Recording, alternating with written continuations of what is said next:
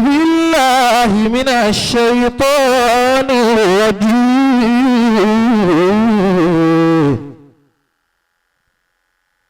بسم الله الرحمن الرحيم. ولنبلونكم بشيء من الخوف والجوع ونقص من الأموال والأنفس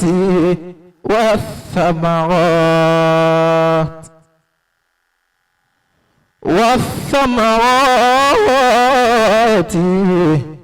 وبشر الصابرين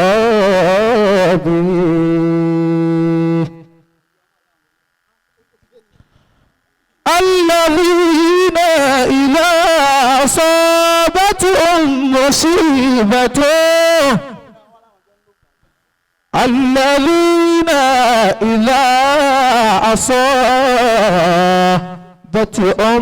مصيبة قالوا إنا لله وإنا إليه راجعون أولئك عليهم صلوات من ربهم ورحمة وأولئك هم المهتدون. بسم الله الرحمن الرحيم. يا أيتها النفس المطمئنة ارجعي إلى ربك راضية مرضية وادخلي في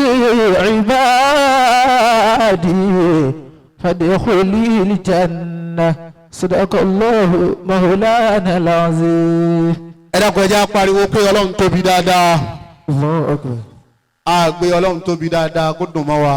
Allahu Akbar. ládàá tí a rí ń bi alukur'an tí wọ́n yọ kéyìí Ọlọ́run bá wa san kan màmá wa Alhaja Mariam Ejide. Àmín. àwọn èèyàn ṣe àmì o. Àmín. ojú ọjọ́ yìí ó tún wá ṣe dáadáa sí báyìí. bàbá mi kádàm ẹ wá jòkó báyìí sá wọ́n fẹ́ máa sọ̀rọ̀ sí yín.